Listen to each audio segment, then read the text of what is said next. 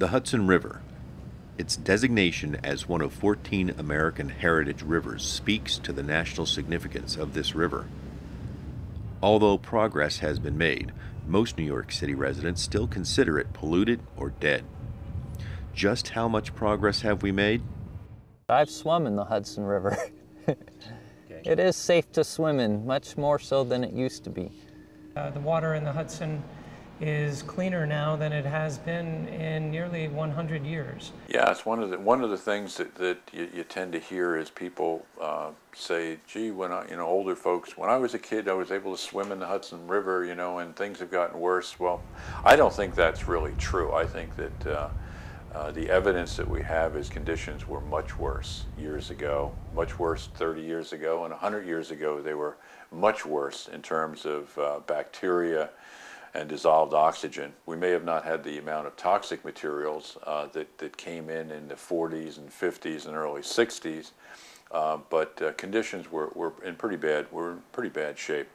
It wasn't until the Clean Water Act in 1972 that provided massive financing for treatment plants, and there we saw billions of dollars that were put into sewage treatment, and now we, from 1972 to really the early 1990s, we saw massive upgrades and new construction of treatment plants, which we saw then a fairly dramatic rise in the amount of dissolved oxygen in the waters.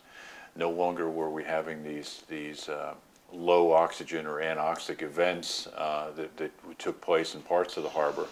Bacteria levels have dropped because of disinfection techniques and less sewage going out into the harbor. So today we have a harbor that is much more breathable to fish and critters that live in the system, and a lot less bacteria. Now here we are, all these years after the Hudson River was highly polluted. It is now recovered to a point where the striped bass are back with a vengeance. Too often, casual observers judge the river by the color of its water.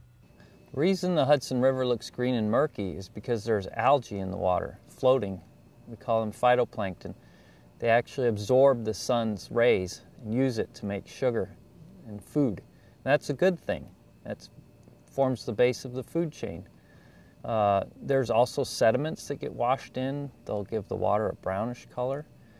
The water may look a little murky, may look a little green or brown at times, but the last thing we'd want is New York Harbor to look like the Caribbean. If the water is bright blue, that means there's not too much in the water. We want to have the algae in the water, and we want to have some sediments.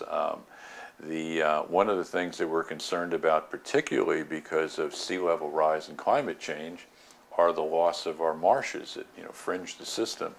And the only way that they can keep up with sea level rise is they need a supply of sediment to be trapped within the peat mats, and the marshes need to grow in relationship to sea level rise. So if we cut off the source of sediments, we're going to lose all of our marshes. People are also concerned about toxic chemicals in the river. We've got a lot of chemical pollution, from PCBs to mercury and cadmium, a wide variety of things. And this harbor was much more industrialized 50 years ago. A lot of industries have moved out. With the Clean Water Act, industries were brought under control. We don't have large discharges of toxic materials from industries going into the system any longer. We still have an issue, though, that whenever we have a rain of about 1/8 of an inch or more, we have what's known as combined sewer overflows, that the treatment plants have a certain design capacity, but the system here collects rainwater and your domestic sewage, and it all goes to the same place, to the sewage treatment plant, and there's not enough capacity to hold that water and treat it.